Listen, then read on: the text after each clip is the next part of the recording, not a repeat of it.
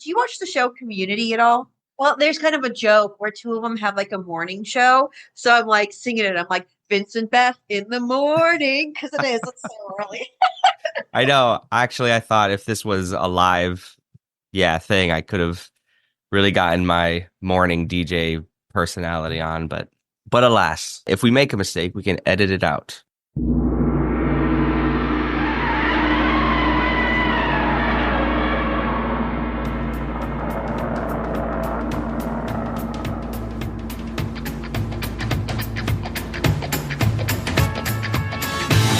Hello, everybody, and welcome to Camp Kaiju Monster Movie Podcast. We are your hosts, Vincent Hannum and Matt Levine, and we're talking about all of our favorite monster movies, the good, the bad, and the downright campy, and asking if they stand the test of time. Traditional kaiju, creature features, space invaders, the supernatural, and everything in between. All strange beasts welcome here. Camp Kaiju is sponsored by Zach Linder and the Zach Pack, powered by Coldwell Banker Realty, your source for real estate, home rehab, fixing and flipping for investor clients and residential buyers. Reach out to the Zach Pack today for real estate services. Follow the Zach Pack on social media and contact the Zach Pack for investment opportunities. Link in the show notes.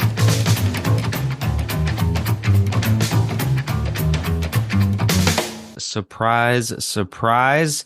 I am coming at you today with a surprise episode. What do you know? This came across my desk and I am so excited to share it with you. You're going to hear that word excited quite a bit in this episode. So, first of all, today is June 21st, 2025. Dates are also going to be important, but don't worry, this is not going to be a history lesson for you today. It's going to be a little bit of Godzilla Festival talk, Godzilla Day, but go with me on this journey. So 2 days ago, Beth Bredlau reached out to me on Instagram. She is a master's student working on her PhD in Godzilla studies. She's going to talk to you all about it there, but she's wicked smart, very fun, and knows her kaiju. Beth reached out to me asking if I could have her on Camp Kaiju Monster Movie Podcast to hype up Godzilla Day. Godzilla Day is coming to you in Bloomington, Indiana on June 27th, 2025. Yes, that is 1 week from today, but it's one weekend from today. It's going to be a weekend event at a local cinema in Bloomington in partnership with the university, in partnership with the Japanese Society of Indiana, and so many other great partners. Beth has organized this. She is passionate and dedicated and committed and wants to spread the love of the big G. Who doesn't? That's why you're listening to Camp Kaiju, and that's why me and Beth have a great conversation, not only about Godzilla Day and all that's involved, but Jun Fukuda, the unsung hero, perhaps, of the Godzilla franchise and all the great work he's done for the legacy of Godzilla. We're talking, Godzilla versus Megalon, Godzilla versus Mechagodzilla, Son of Godzilla, Ebirah, the horror of the deep. These are Jun Fukuda joints, and no better fan to hype up Jun Fukuda than Beth here on Camp Kaiju. So we're going to get to the meat and potatoes of the episode in a little bit. But of course, we got to go through some nuts and bolts and thank our patrons, Jason, Beastrool, Shawn, Peggy, our anonymous patron, and Chris B. It's because of you all that Camp Kaiju has a footprint in the monster community for Beth to even know we exist and reach out to us. So we're doing our part to spread the word, spread the love of everything kaiju and monster movies. Yes, I'm so excited. There's that word again. Coming up next week, 1 week from today, we're going to have Robot Jox, a Stuart Gordon picture featuring giant mechs. This is going to be a post-apocalyptic world of stop-motion robots fighting each other to settle disputes between countries. What about that doesn't make you want to watch this movie? Do check out that movie. Check out the reputation of this film. It did influence a whole ton of other artists, first and foremost, Guillermo del Toro's own Pacific Rim. So yes, if you think that sounds familiar, it starts with Robot Jox and all the related genre cinema and media related to giant robots. So very exciting. After that, we're going to take 2 weeks and prepare an episode on the Company of Wolves. Naomi Osborne is going to join us as a guest host on that. That's going to wrap up the first 6 months of season 5 of Camp Kaiju. Matt and I are currently in discussions for what the next half of the year is going to hold for season 5. I can tell you we're going to feature a traditional kaiju movie in July. TBD. Patrons, if you're listening, know that you will have a voice in that. And if you are not a patron out there and you want to become a patron, one perk we're going to give you is that patrons are going to be able to vote on that Kaiju title. So we hope that we can have some fun having a conversation about that. So, conversation, maybe a rock'em sock'em, knockdown, drag out fight. Robot Jox style. Yeah. Okay, maybe not. Maybe I'm getting ahead of myself, but I am so excited. That is right. What else can I tell you? Well, I am just going to leave it with my well wishes for you this weekend, for this year, for this lifetime, and we'll see you next week for Robot Jox. Have fun, enjoy this. If you have any questions about Godzilla Day, reach out to me, reach out to Beth. All those links, all the important links are in the show notes. So check them out, and we thank you for listening. Leave us a positive rating and review if you like what you hear. And until next time, stay campy. Out of the polluted waters it came, to become the most fearful menace that ever threatened mankind. Feeding, growing ever more deadly on Smog. Only one force dared stand up to its overpowering evil. Godzilla! Godzilla versus the Smog monster. Will Godzilla, man's friend, be vanquished?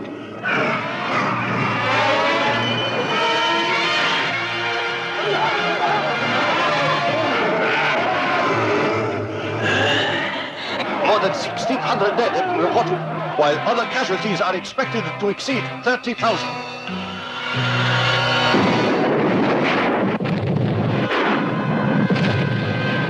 The main storage tank of the Japan Oil Company has exploded.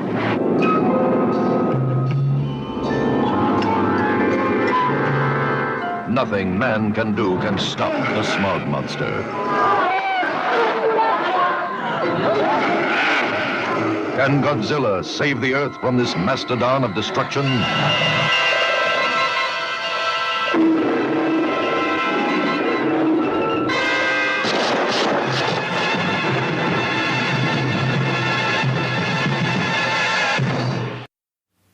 A remote Pacific island, where an expedition of world-famous scientists investigate incredible rumors of its fantastic mysteries and discover barren volcanic mountains surrounding strange green valleys.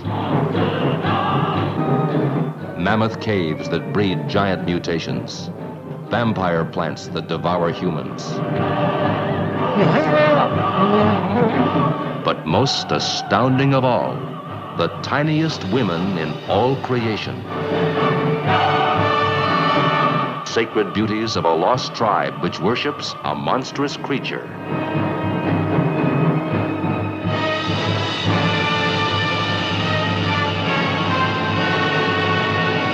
What is the secret of Mothra? What is the bizarre spell that awakens Mothra? As these doll-sized girls call to the super god from captivity.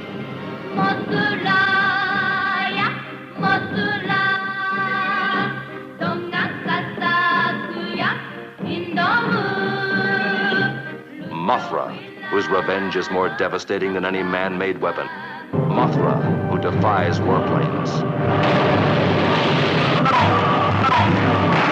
Wrecks ocean liners. Smashes dams and bridges. Mothra, creating hurricanes. Mothra, enveloped in a shell that no human force can penetrate.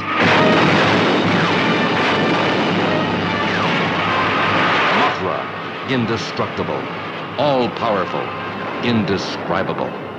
What kind of creature is this god monster, Mothra?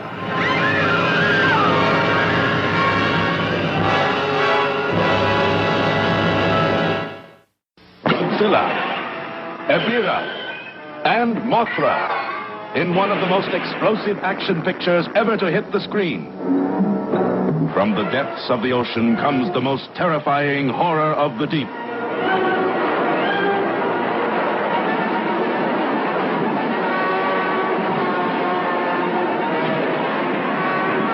From within the mountain caves comes the dreaded monster Godzilla.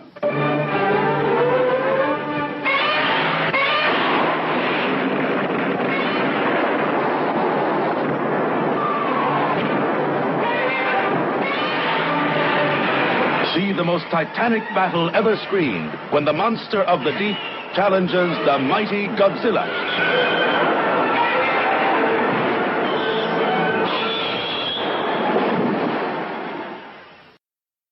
Hi, good morning. Good morning. I'd love you to just introduce yourself and talk about Godzilla Day. My name is Beth Bredlau. I am a graduate student at IU in Bloomington, Indiana, and I am the person that have organized and put together Godzilla Day, which is June 27th, 2025 in Bloomington, Indiana, where the mayor of Bloomington, Indiana, Carrie Thompson, officially signed and proclaimed June 27th Godzilla Day. And you have the paper to prove Yeah, it. with our official sealed proclamation. But June 27th kicks off Godzilla Weekend. And Godzilla Weekend is a weekend film event at the Buzzkirk Chumley where we will be showing original Godzilla films from Toho. They will be subtitled and not dubbed. And on the Friday, June 27th, we have the first Godzilla by Ishiro Honda in its original format. We're going to be having introductions from me, the local Godzilla historian, and then a post-film Q&A where we will have a local podcaster named Steve Volan who will act as the MC, and we will be fielding questions along with professors from East Asian Studies who will be able to answer questions as well. So we're going to have a really amazing academic panel up there. June 28th, we're going to be showing one of my favorites, which is All Monsters Attack. And then June 29th, it'll be a trip. We're going to have Godzilla versus Hedorah on the big screen in its original format. That is a trip. Yeah, we've been incredibly lucky. We have amazing sponsors for this event. We have First East Asian Studies at IU. And secondly, we have the Japanese American Society of Indiana has been our sponsor as well.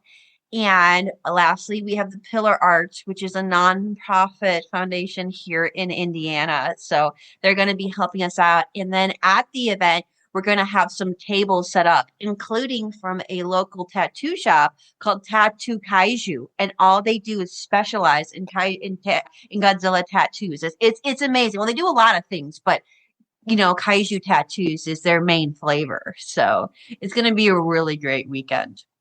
That sounds like it. I live in Minneapolis. I feel like I'm just close enough to the radius of my acceptable drive time for a day. It's very tempting to make that drive. So, folks, if you're closer to Bloomington, please go. Already, it sounds well worth the trip.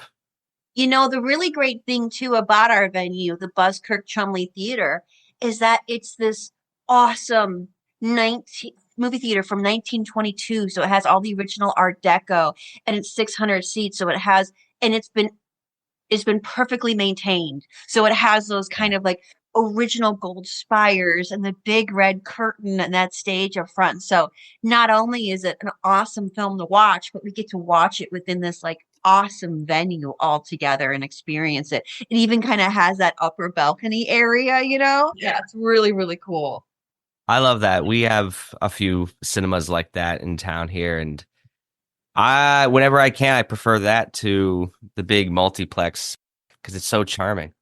Yeah. Oh, I know. You know, the one thing we really wanted to do, like, that was really important to me, that when I decided to just like roll the dice and put this and get this thing going, was I wanted to make sure that, nothing about this was lacking, or, I guess the term is like half-assed. It's like, if we're going to show this in theaters, I want a beautiful cinema to do this. If we're going to show these films, they have to be the originals. Like, I'd rather have, we got 3 films, well, maybe we could have gotten 7, but they're the edits and we don't need that. I'd rather, we have the 3 films, the ones that, we had to have the Honda one in its format, so then maybe next year we can build this bigger. Yeah. So, so yeah, it's really coming along, and I have 7 days. Oh my God. Every day we get closer to this thing. Well, I would love to hear more about how this all came together, the original genesis, and why do something so, because I've thought about doing this kind of stuff too. There's so many moving pieces. You have to talk to so many people and partners on board. And obviously it's very exciting, but talk about this idea and how it first came about. Well, so I'm a graduate student. I'm about to finish my master's, and I do art history, but I'm also a philosopher. I'm an aesthetic philosopher, and I do decolonial work as well. I have undergraduate degrees in that, and then I also have other master's work within this.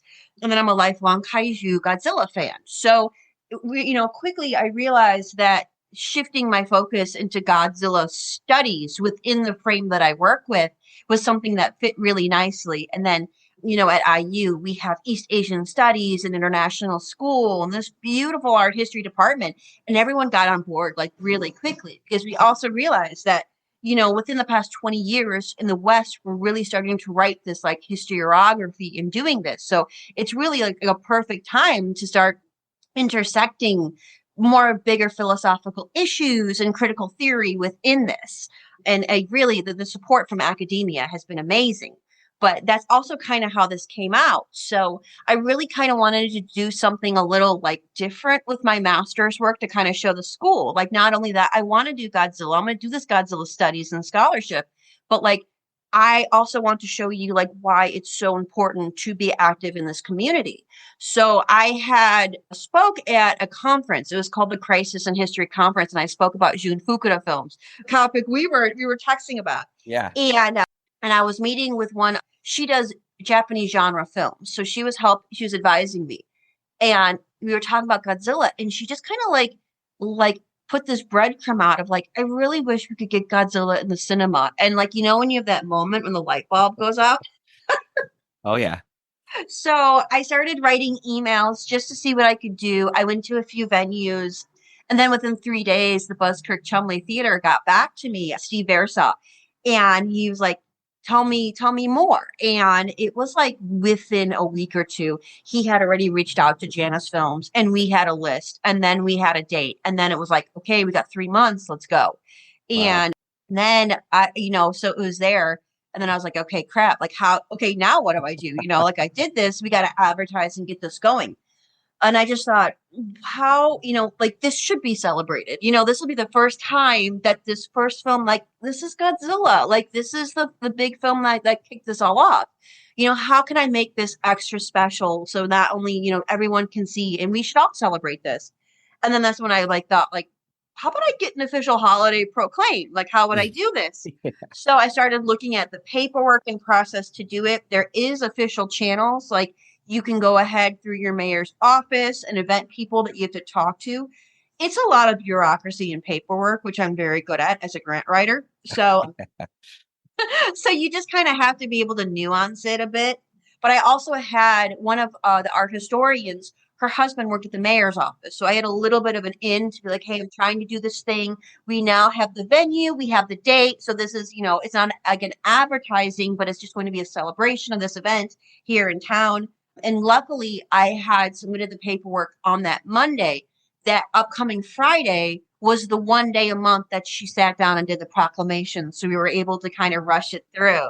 Yes. And then within 2-3 weeks of not only having this going, we then had the proclamation. So it's been a whirlwind because we only had 3 months to get this going. So then after I got that going, then that started the mass campaign of getting people who wanted to get involved in sponsorships and then trying to organize these other things. Also, too, I was still finishing my semester. This started, let's say, beginning of April. I was in my semester till middle May. So I have 77 students on top of taking 3 graduate, almost 700 level classes. So it's really only been within the past. I wish I would have had more time and resources to get this thing grown, but what we've done in 3 months has been really, really amazing. And it's almost like a centrifugal force because the more energy we put out, the more we got back. It's really just been the reception of everybody around. We've even had people approach us. Like my Instagram and everything has been blowing up, constantly people coming to me, which has been really amazing. It's kind of like if you build it, they will come. So yeah, I mean, what we can't do this year, if we continue to do this, we now have kind of a template going forward for it. But this year we got to make this work. We got to get butts and seats, and we can continue to do more to give not only the Godzilla community what they want, but I mean, just Bloomington, Indiana is kind of this fun little artsy small town, in this area. We don't really have a lot around these. So it's kind of actually an ideal location to do this thing as well. Yeah, I keep saying it, but that sounds so exciting. I'm very jealous of everything you've got going on. Don't. I am exhausted. It's been I bet. exhausting. I'm someone else who kind of tends to burn the candle at both ends. So I appreciate that, but I hope it's a good exhaustion at the end of the day. And it's next week, and then it's over. And then you get to breathe and then do it all over again. Well, I also speak at G-Fest in Chicago. So the moment I finish this, then I have to get prepared because I have a panel speech with my husband and a good friend of mine. So we have to go ahead and get organized for that. Speaking at Godzilla Fest in Chicago, talking about Ebirah and Jun Fukuda. So, and then, right. And then at the end of July, I have another speaking engagement in town. It's called Nerd Night. It's kind of this national event where bars will basically have like 3 speakers and who have PowerPoint presentations. And they're kind of more informal. I'm talking about the North Korean kaiju film. So I'll have that, and then in August, I can get everything else in my life put back together. What is that Yongari? I think so. That's the Pelagarsis film. The iron-eating kaiju. So I'm excited to do that one. Deep dive. I have seen it. I've seen it. I just haven't done a huge deep dive. So after that, it'll be my next deep dive for my presentation on that film. I tried to. Well, I want to get back to.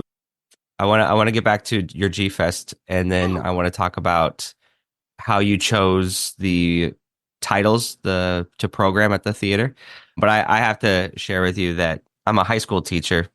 Yeah. And my school, we did like a thing, like we had clubs during the middle of the day for a period, which was really neat, and kids could get involved. And I came up with a sci-fi movie club, and I had this whole thing built up. I created a slideshow. I thought it would be a class where I get to talk about the history of cinema through horror and sci-fi. I cared so much. The 10th graders, not so much. And I quickly realized they don't need to learn about German Expressionism and the Silent Age. They just want to watch, Jurassic Park, which I was like, okay, I'm fine with that. Even most of them hadn't even seen Jurassic Park, so it was all a win at the end. Yeah. But I hope you have better luck with your college students. What I really do is I always just I honestly it has to be something that's kind of present and that they know. Like I've done like The Last Airbender, like that one was really successful. Yeah. Jurassic Park. It kind of like, if you keep it kind of like more current of things that they're watching, Pokemon, it tends to keep attention a little bit.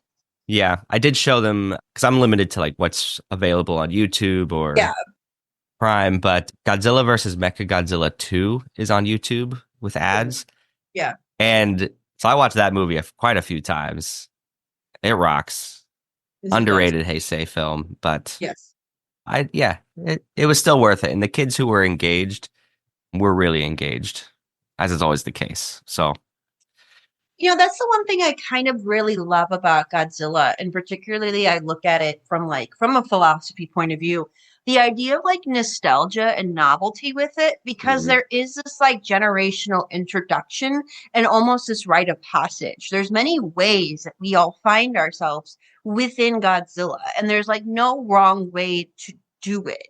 And I think because of that, that's what makes it really special. I mean, we're on 70 years of this thing. This thing is global, and each of us have different weird ways we've gotten into it. But there's also this huge overlap of we were introduced to it, and then that excitement followed. I think that's one really special aspect of Godzilla. So how did you get into Godzilla? My dad, we grew up with Godzilla toys, and then I'm from Chicago, so I grew up as a Svengoolie fan. So then we started watching Svengoolie, and you kind of start with a lot of like the atomic creature features within the 1950s, and then and it just kind of goes, and Godzilla is kind of always within my phenomenological sphere.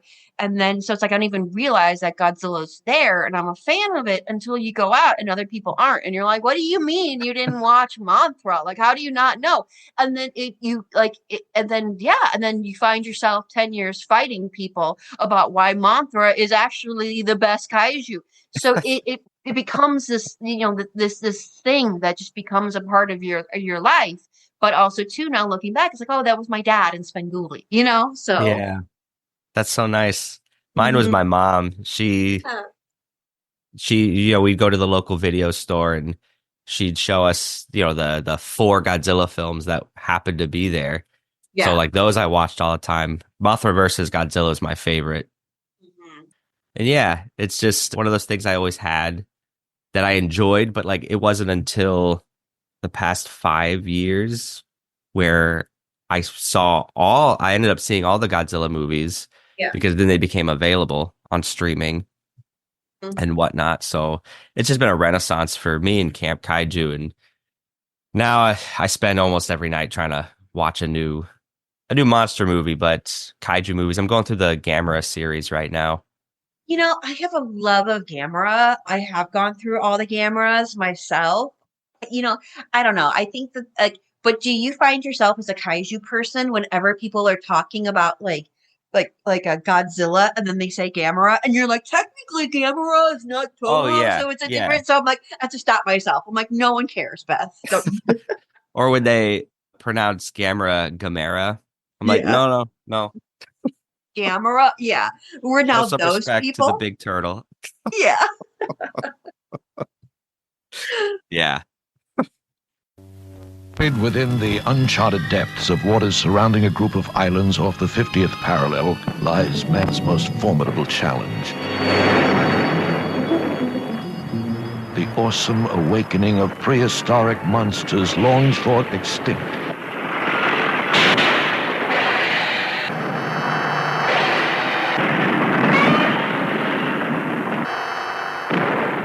Savage and deadly, their one hope is to rule our planet as they once had thousands of years back. Giant against giant. The ultimate battle. Godzilla versus Megalon. Science was baffled and powerless.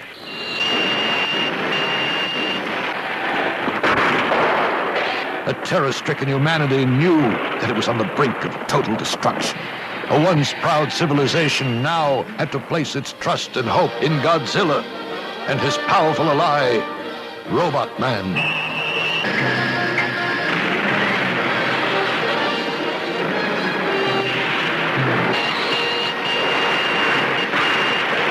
In concert, they would fight this evil in a duel to the death. Battling by day, battling by night. It was more than a race against time. This war was an all-out effort whose ultimate purpose was to save our planet from total destruction. Now came the moment of truth. The ultimate battle.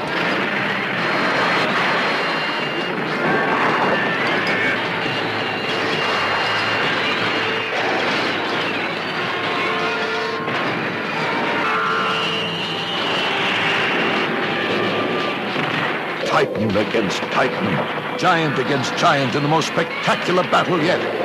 to see it all in Godzilla vs. Megalon.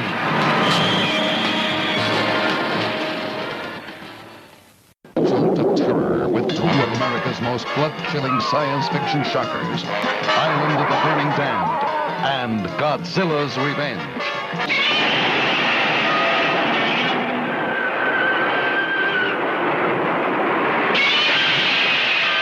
Fighting amongst each other for the conquest of our planet. See the giant spiders spin their web of fear around their enemies.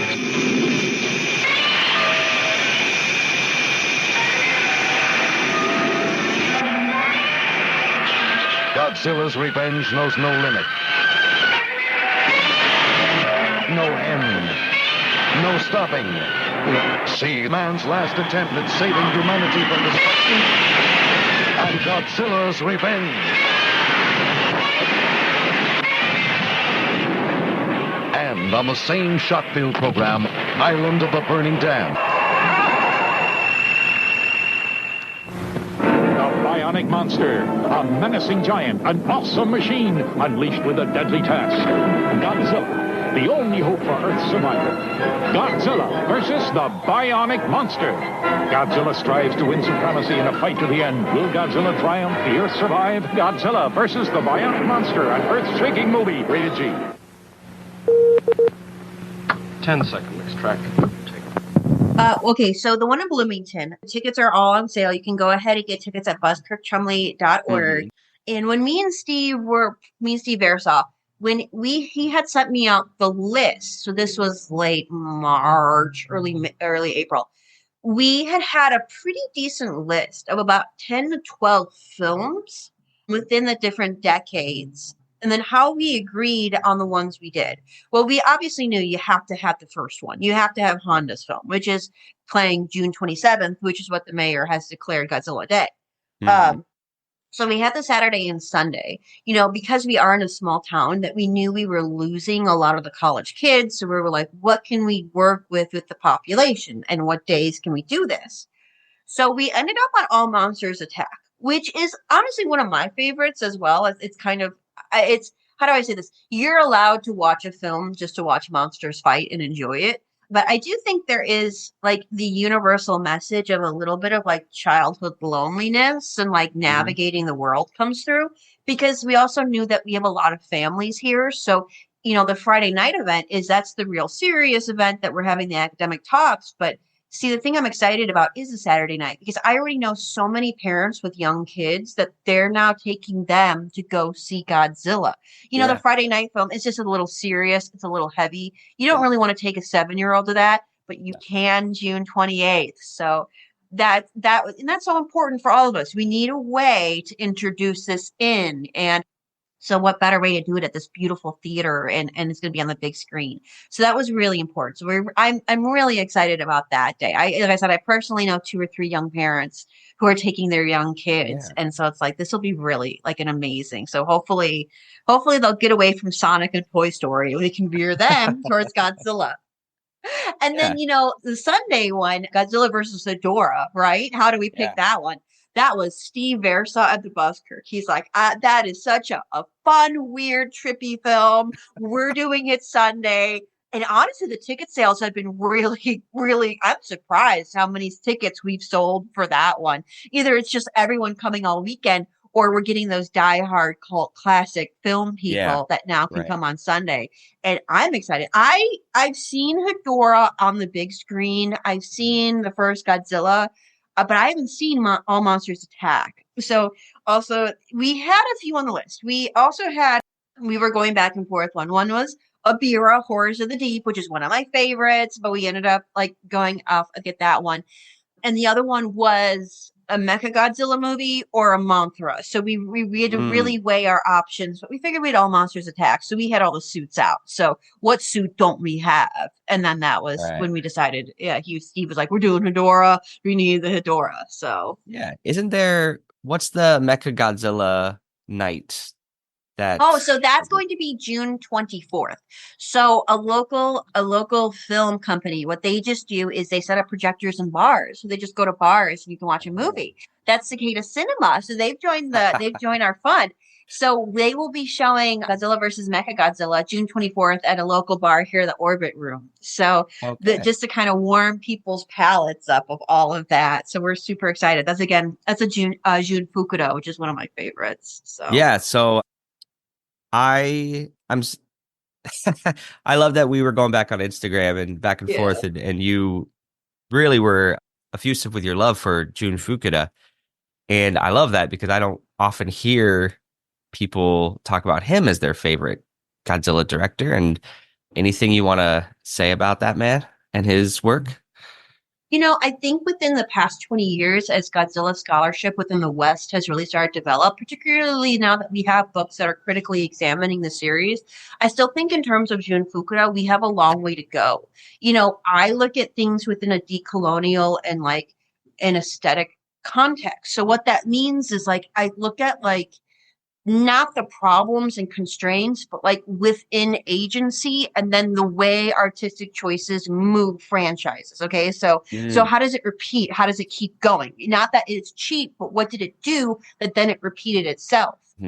There's a lot of mastery within these films and the things that he does. Also, there's kind of this like assumption that his films aren't political and they're these just kind of kitschy things. But like when you start to examine them, there's actually a lot of like subtle political messaging, particularly Ebirah, that I find that's like, you just need to change your lens a little bit and you're going to see it.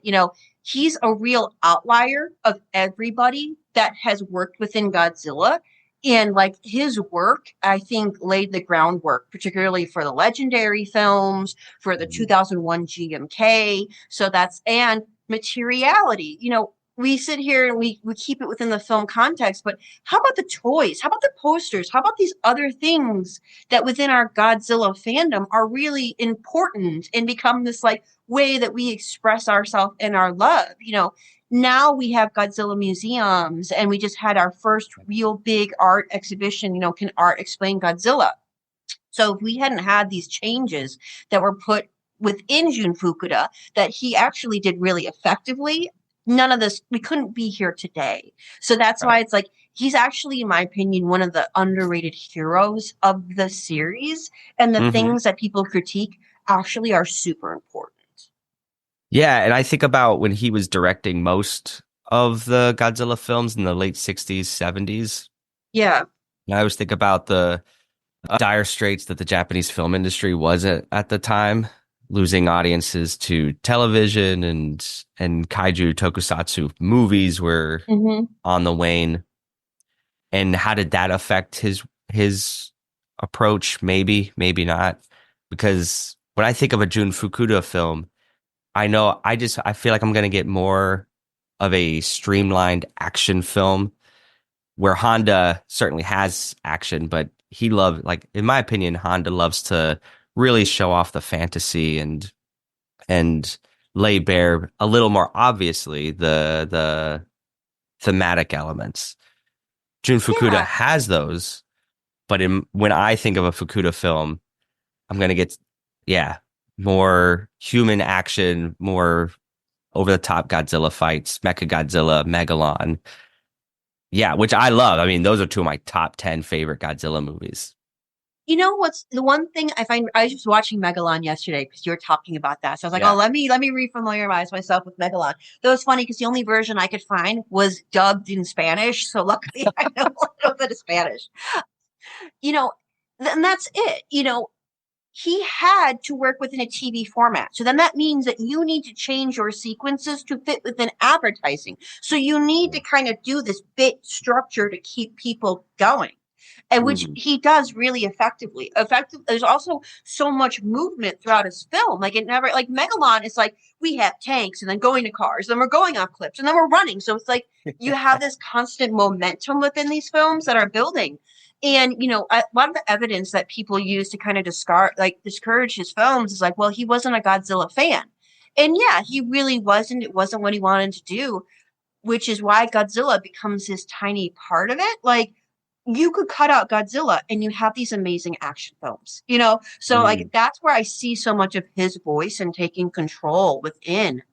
And I think another thing too that we don't talk about is, he was a Japanese colonized subject. He's from Manchuria. He was from one of the most heavily occupied parts, and he was born in the 1920s. So when he goes then to Japan to start working and doing all this, he's still heavily under the empire. And not only that, he doesn't have the same rights as everybody else. So then when the Allies come in and they redo the Constitution and they break up the empire, he stays within Japan, which is really interesting because China was in a civil war. So he was constantly like within this like state and place where like I see so much of his films talking about war and the other. And that's where I see him as a person coming through, And Ebirah, the red bamboo is just a stand-in for Mao Zedong and the Cultural Revolution. So he's able, but one thing I think is also that I discuss, a major Japanese anxiety was that the Chinese were spies, and then he does spy parody films. Like, let that sink in. That is a man who not only knows where he is within the world, but he's finding a way to make it work. And he does it through humor in these, like, I'm going to do it in front of you ways, which I think that's brilliant. Yeah. Well, I gotta rewatch some of his films then with this new perspective for sure. Absolutely. Yeah. In a lot of the critical work that I have been kind of reading, a lot of it, again, it kind of just focuses on the strange and is cheap and all this. But I'm like, these beautiful panoramic shots he did, the way he did his locations, again, those are all things that work within this like power structure that he's expertly navigating within a situation, Right. And even like Ebirah, like when I'm looking at the way it was produced within his island structure, like again, there's a huge history of like political tension there as well. And then Son of Godzilla is another one that everyone rips on, but I'm like, no, there's a lot of undercover elements within this. Yeah. So I love Son of Godzilla. My co-host not so much. We had a really good episode about that movie. But I think that for critics to dismiss a film, to pick it apart because of its perceived lack of budget and limits, well, I, as an artist and someone who thinks critically about these films, but there's still, like, Jun Fukuda is still doing so much with so little, and that takes talent. That nobody can just do that, because then you do get like a really boring, bad B movie. But to work within your means, I mean, how many other noted directors have done that and get their flowers? But maybe Fukuda is still trying to fight this perceived reputation. Yeah. And, and then, so then even too, like within the rest of his life and these kind of interviews, it's like, I kind of like read this, and then when you kind of start to see it, you can't unsee it. You get what I'm saying? Even his interviews and the way that he talks, it's like, we kind of have this idea that like what it means to be revolutionary and the activist, but sometimes it is knowing what biases are against you, and then you still figure out a way to make it work, Right. And that's like what I see with his work. And also it's just really brilliant. He knew he tapped into the 1960s mindset, the 1960s art and technology, and he knew how to make it work. And, with spy films and Godzilla, the thing I also love, all of his films are like bright and jazzy, and everyone's expertly dressed. I mean, the amount of humor and joy to watch these films, that's something that only he was able to really tap into. Yeah, I love that you mentioned the jazz component, because in Godzilla versus Mechagodzilla, that's my favorite soundtrack. Yeah, right. That big band jazz that starts with a sequence. I'm like, let's go. That's awesome. The jazz was one thing that he really did have control over. He was able to pick his composers and do that. So that's one element that I really focus on in his work. Because also when I watched some of his other work, like 100 Shot, 100 Killed, it kind of comes in again. So I'm like, I see what you're doing here. Like, you're still doing what you want. You're able to fit it in this context, which is brilliant, in my opinion. Yeah, agreed.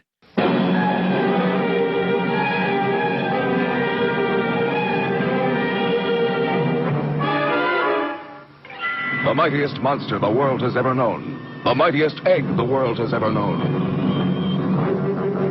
Introducing the son of Godzilla.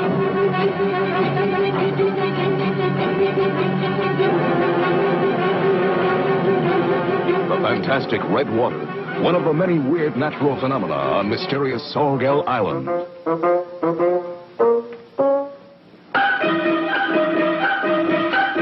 A great scientific experiment begins. Try another frequency. What is it? It seems as though something's jamming the wavelengths. Son of Godzilla, a rollicking monster spectacular.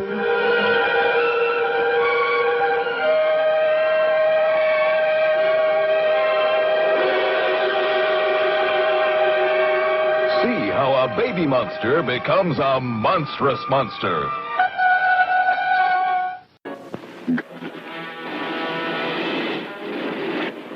The motion picture screen meets The Thing. Godzilla versus The Thing. Innocent looking, but so feared pagan man worshipped it.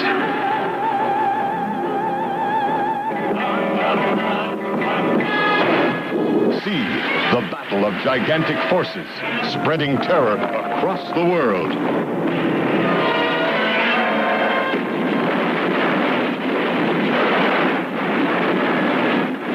Man's inventions conquer them?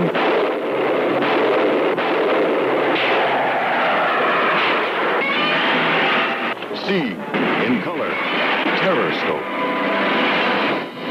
Godzilla versus The Thing. Yeah, so we're going to have a local podcaster, kind of local celebrity. His name is Steve Volman, and he has another podcast in town. So he's going to be our MC, and then I have two amazing professors up there. Her name is Professor Yasuko Akiyama, and she does Japanese language and pop culture. So she's really excited to be up there.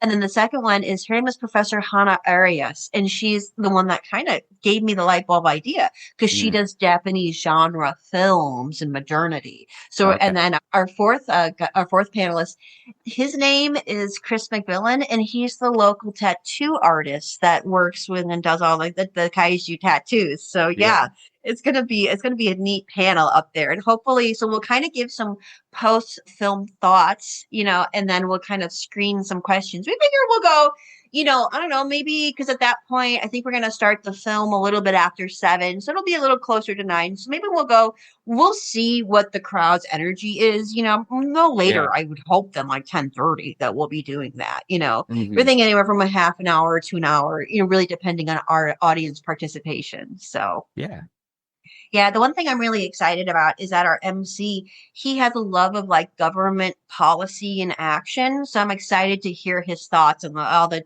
government arguing at the Diet National Building. That's, in the film. Yeah. Will the mayor be on hand? We're working on it. We are working on it. At one point we had the deputy mayor on hand, but then she couldn't come. And then they're doing some filming of reading the proclamation for us, which will be great.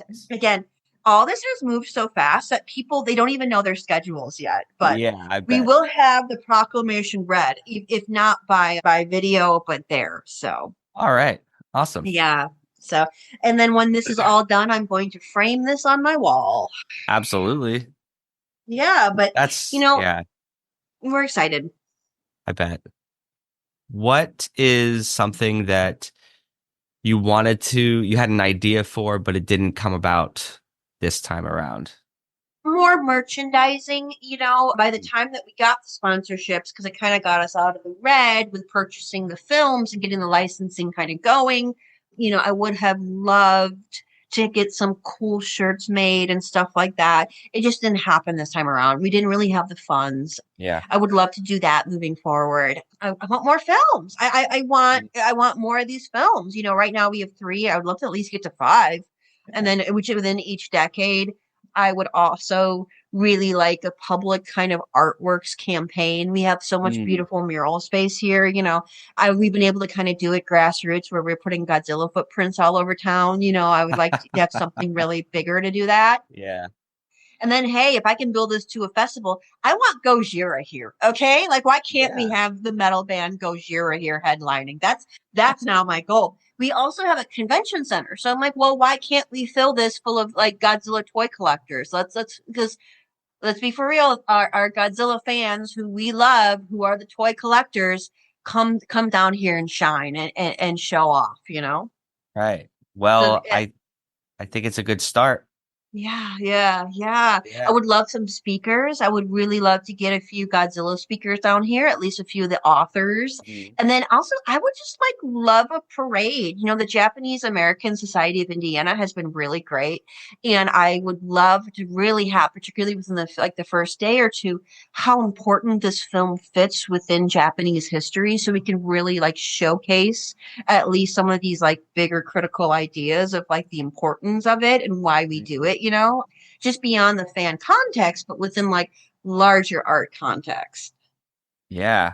Well, I don't know. I feel confident that in the coming years, if you get this up again next year, it'll just keep going from there.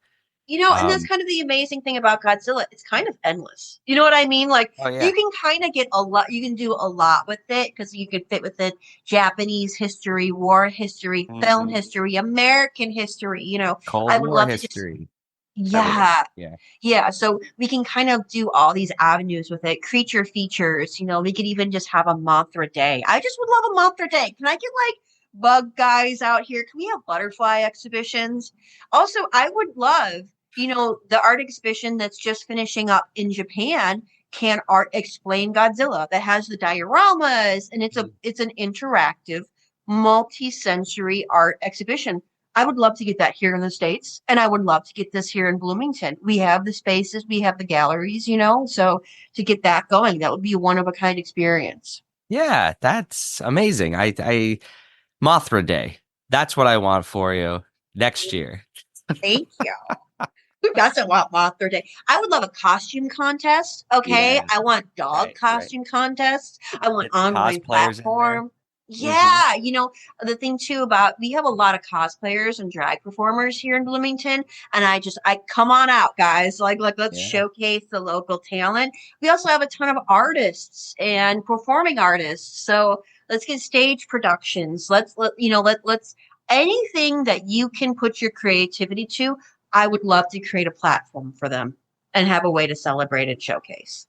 Because Godzilla is universal and kaiju know no bounds. You could do anything with them.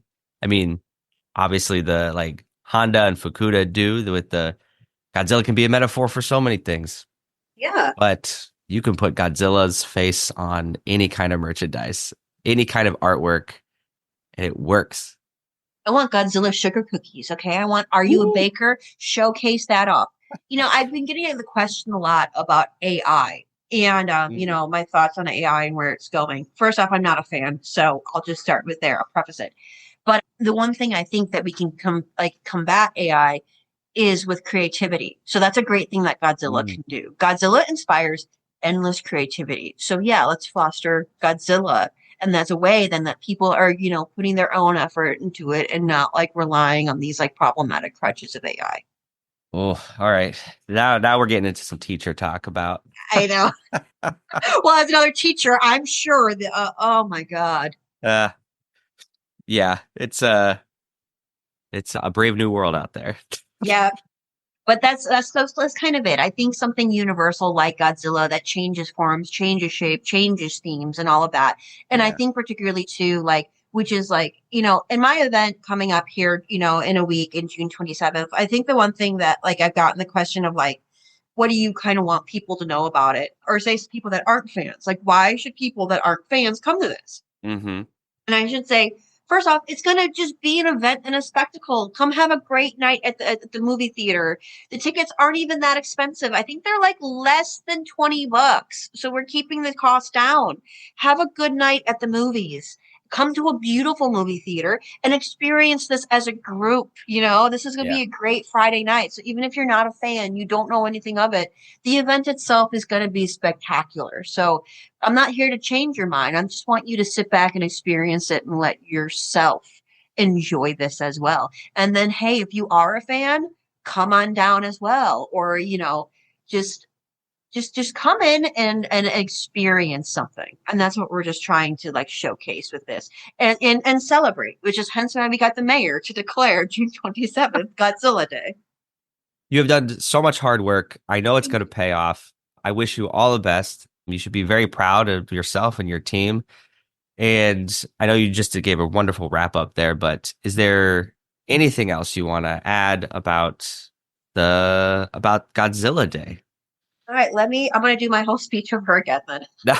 So June 27th is Godzilla Day in Bloomington, Indiana. It's declared by our beautiful mayor, Carrie Thompson, which kicks off Godzilla weekend at the Buzzkirk Chumley Theater. You can buy tickets at thebuzzkirkchumley.org.